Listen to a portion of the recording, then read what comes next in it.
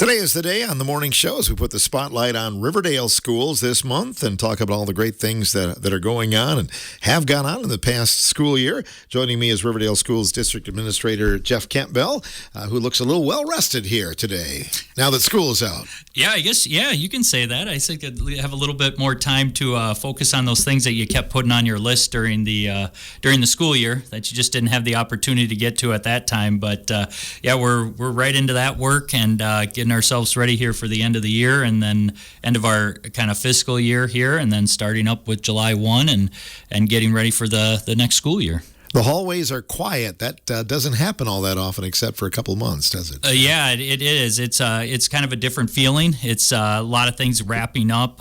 We just started our summer school programming last week on Tuesday, so we're kind of into that. But that's in the morning, so it's a lot of meeting time. It's a lot of getting together with our administrative team and just making sure we have everything wrapped up from this school year, and then focusing on what 26 and 27 is going to bring for us. Well, let's review it. You were on with us each month this past school year. I think we began last year talking about your number one egg program. Yeah, that was a big highlight this year. We received that recognition during the summertime. Callie Co went up and received that from the state of Wisconsin as the number one egg program in the state. So we really celebrated that this year and kind of pinpointed that. I think a couple years ago when we put on that building referendum, that was a big spot that we emphasized, was increasing our egg kind of part of our school, and we did that with the egg edition that we put on thanks to our community, and we were able to put on a nice egg edition that has really evolved and allowed Callie to evolve. And then the Jack Meister family with their donation for the Outdoor Learning Center added to that, and we were able to progress that building moving forward a lot quicker than anticipated in our kind of we thought it would be kind of a 3-year plan, and it ended up kind of within a year we had that building out there, and this next year will be thanks to the village and the township of Muscoda, we'll be hooking up with water here within the next couple months. So that will help with the bathrooms, kind of put the last addition on that out there. But our egg program and the work that Callie and the students, and kind of focus on the students too, have done within that program. Just amazing work. It's great to get that recognition for a program that Riverdale's known statewide for. And it was a great start to the year because it's that positive push that you want to start your school year. You always want that positive news, that positive feel for your school, and it was a pride that everybody had, in the school district. And a lot of times, the focus is always on school districts and athletics, and they're always like, what are they good at in athletics? And I think something that we're really pushing and pride ourselves in is not just our athletics, but also all of our clubs and organizations that we have running with it. And it's great to see the wide variety of students that take part in those, and this is just one example. So it was a nice way to start our year and kick the year off on a good note. Strategic planning, I know we talked about that through the year as well. Yeah, so year 2 with our admin team started in the fall. I think the first year we were all in new roles. I was the only one that had been in an administrative role out of the 4 of us. So it was year 1 was just catching up, and I think we were running a referendum. Yep, we were running a referendum that year too. So it was kind of like getting all of that stuff in place first and not making a whole lot of changes, and looking at our vision and that, kind of establishing our vision of what we wanted the district to look like from our perspective, and then working with our staff and our community members and our school board of developing a vision for what everybody thinks Riverdale wants to be within the next 5 to 10 years.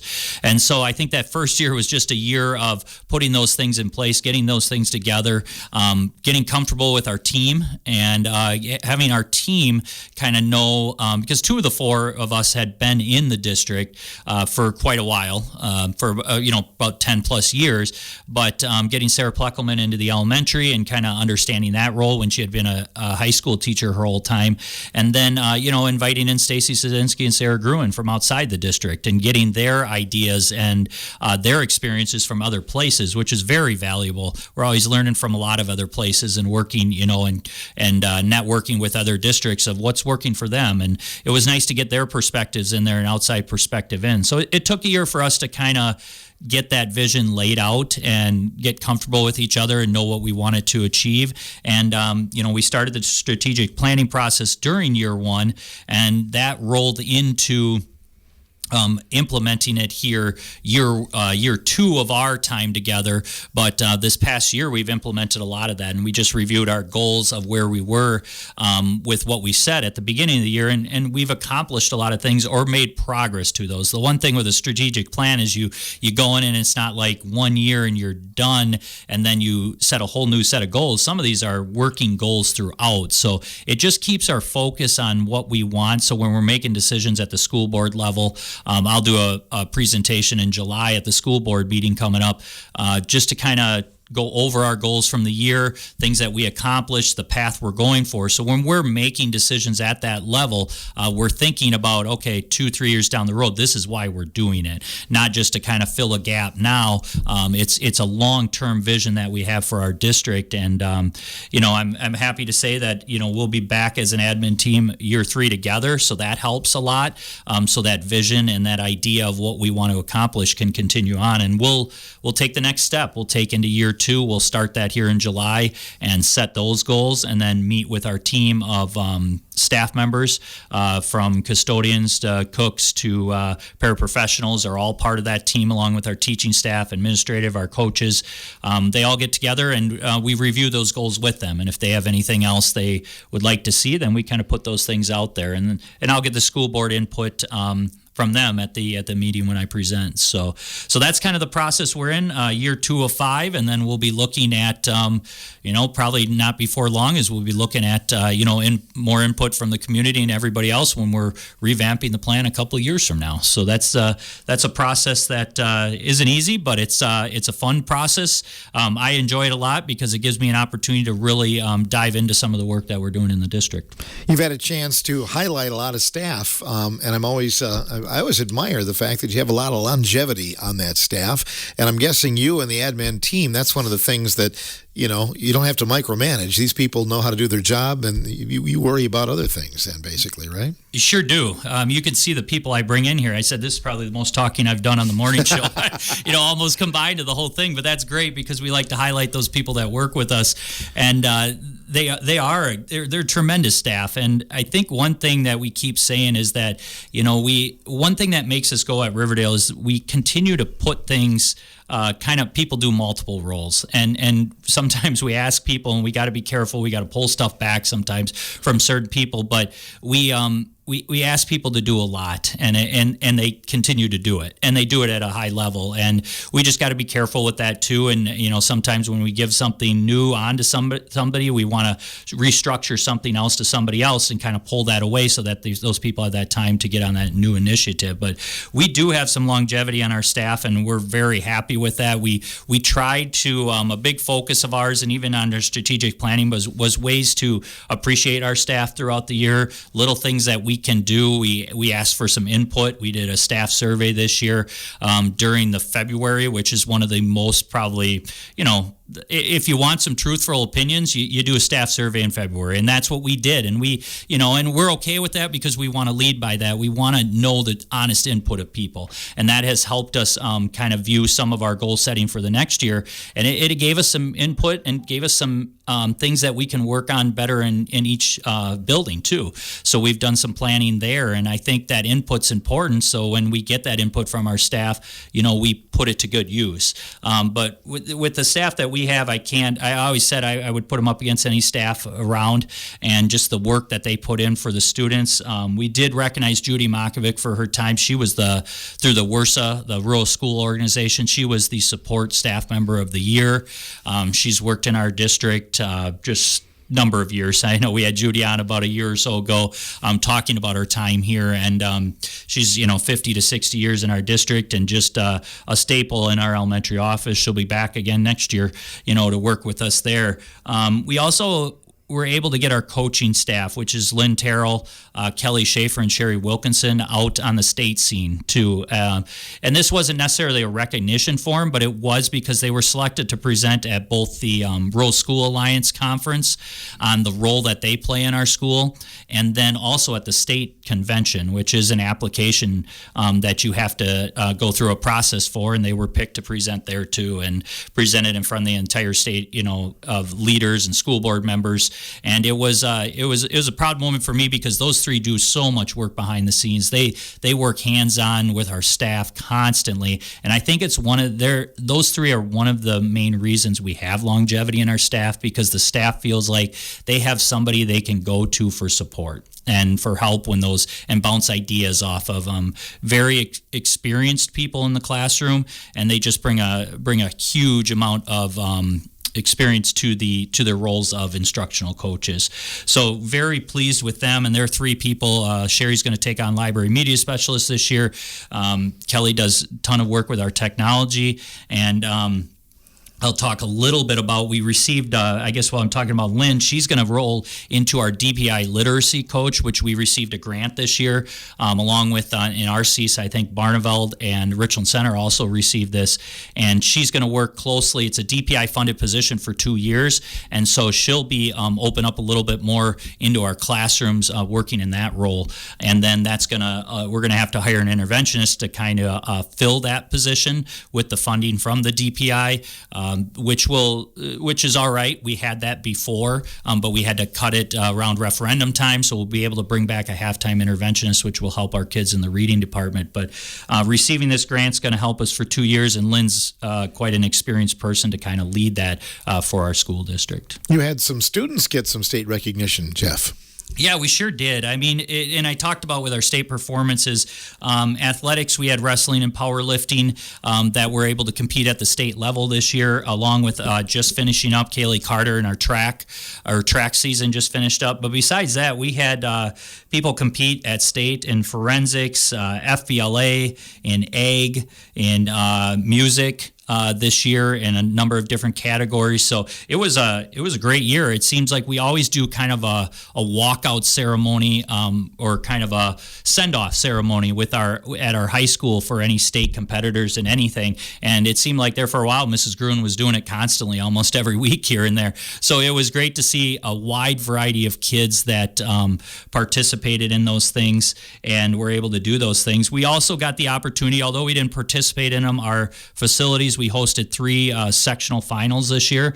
We hosted in volleyball, I think it was Division 5 for volleyball, and then we hosted our D3 softball sectional final, and then also D3 baseball sectional, which was all 3 events were very competitive, and it brought I think one thing it does is it shows what Kurt does with our athletic department, and then once again the people that are willing to help out to host those events. Even though we weren't participating, it gives our kids the idea and the hopes of achieving and being in that. They can come and watch those activities and they realize, okay, this is what it is and this is what we're working for. So just great for our community, and just to have those individuals stayed and also to host those events at our facilities. Looking ahead to the new year, some things that you're implementing for staff as you look at I guess it's 26, 27, isn't it? Yeah, it is. So some of our main goals this year, AI will start.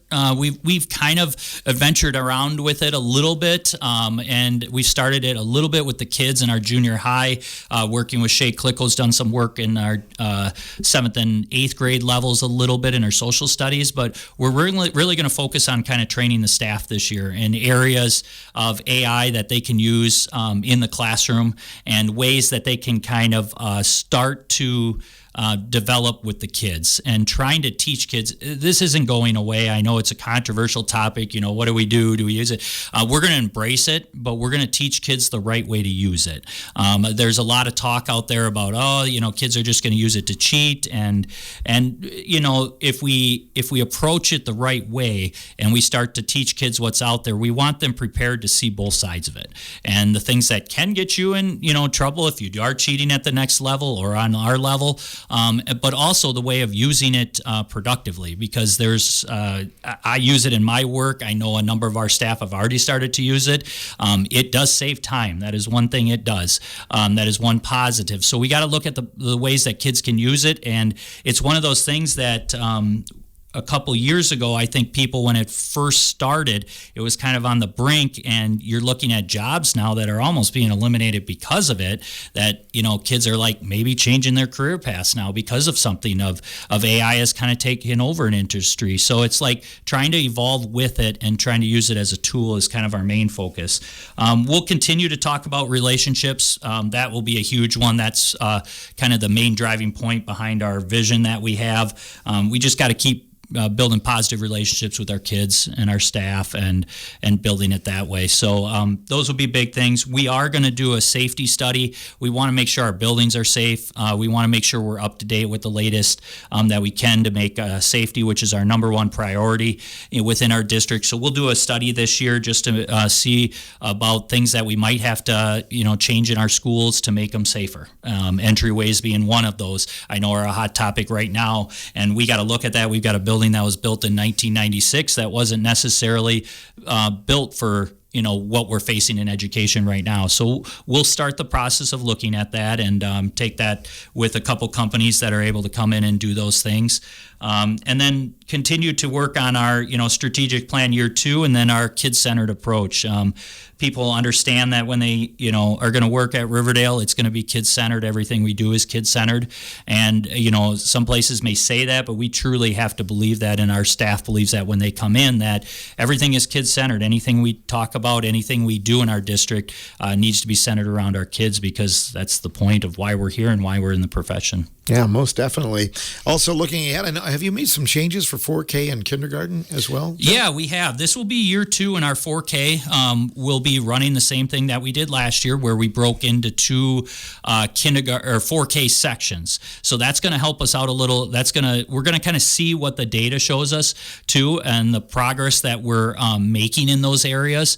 One thing with 4K is that before we kind of they did academics in the morning, and then more of a play setting in the afternoon, and then another group came in and did their academics, but they did play setting in the morning. Now it's a strictly whole day 4K that you're receiving, your academics throughout the entire day. So we added a teacher last year to the district to make that work. A great investment within our district. Have a wonderful 4K staff. I think Anya Drone, who has done it 20 years almost on her own, was happy to have a partner, and we're rolling right into that now. And I think we're going to see the impact this year in our kindergarten, which is going to help us out a lot. The thing that 4K in kindergarten, we'll be doing some things with SEL this year, which is our social emotional learning, which is a hot topic within the state.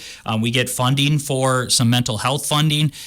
Probably not enough to really do what you want to do, but it's something that we get so much per kid. We'll be implementing what's called 7 mindsets within that's going to run 1st grade through 6th grade, and then Second Step is a program that we're going to work in our 4K in kindergarten. So these are social emotional learning programs that help kids kind of develop those feelings about how they're supposed to think about through situations, and just start to have that common language in our schools. So we're excited about this. We've never really had a system in place. This is going to help us do that moving forward. Do you have any open positions for the new school year? We do right now. We talked about that halftime reading interventionist that is posted out there right now. And we also have a 6th and 7th grade English position, which we're interviewing on Friday. So if anybody's out there listening, interested, still getting their name in the mix for those interviews on Friday, we'll be interviewing and have a candidate from that to take to the board meeting in July for approval.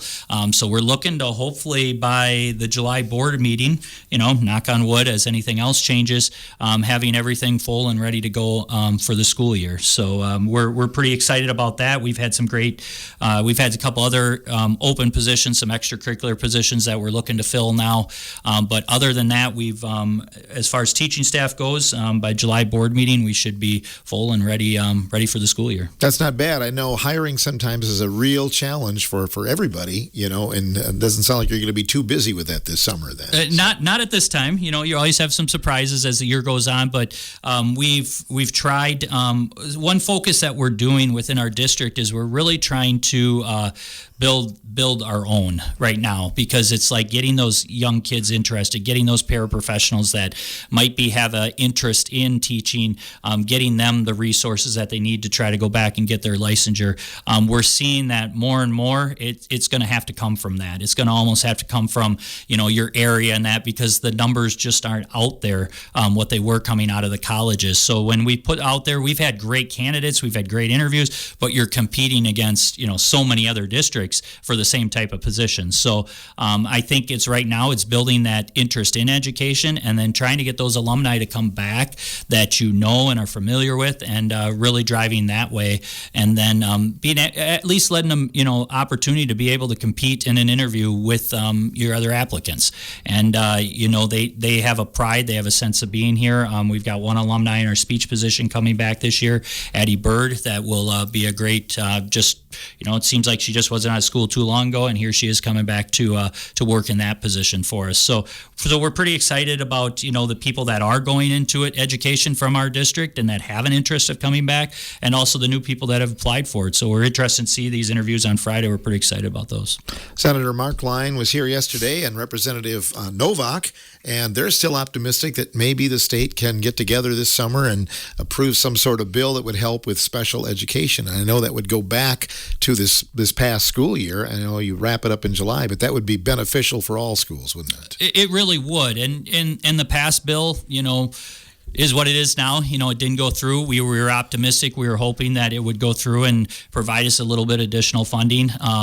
With the spec ed, in this previous budget, they had talked about a 42% reimbursement rate. That ended up being 38.9%, I think it was, is what it officially came out to be. So that's almost, 4% than what we were planning on in our budget. One thing which is great, Leah Babel with our budgeting does, we've never really got that full amount, so she understands that. So budgeting wise, it's not too far off from where we had budgeted anyways. We didn't budget for that full amount. So budgeting wise, we understand that. But if we can ever get to a point where, that guaranteed money, it makes it a lot easier for us budgeting wise. So when you say 42% in the budget, you hope you can get that 42%, but then it doesn't come out to be that much, and so we'll see. I know people are working hard behind the scenes and trying to make it work, and we've got to work together as a group to find ways to to fund schools in a way that takes the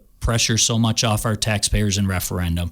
And as rising costs continue for everybody, it's not an easy thing. So we've got to put our heads together. We've got to work together, and we've got to tell the whole story and make sure that we're doing that on both sides, so that we can get ourselves in a position that is a better way to fund our districts, and hopefully a plan can come forth, and we'll continue to have those conversations, with our associations and with our lawmakers, and hopefully at some point we'll be able to get to that point where we can reach something that kind of takes it off our constituents and puts it a little bit more in our surpluses and things that we have available money to spend on. You do get great support from the community, and we're going to highlight that on the second part of the morning show. I was there on the last day of school, and the Riverdale Education Foundation awarded more prizes, but we'll highlight that coming up. But it's you couldn't do it without them, could you? Oh, you can't say enough about that group. I mean, we have retired teachers, we have community members headed by Greg Kinney, and they just work tirelessly. I mean, this is not something they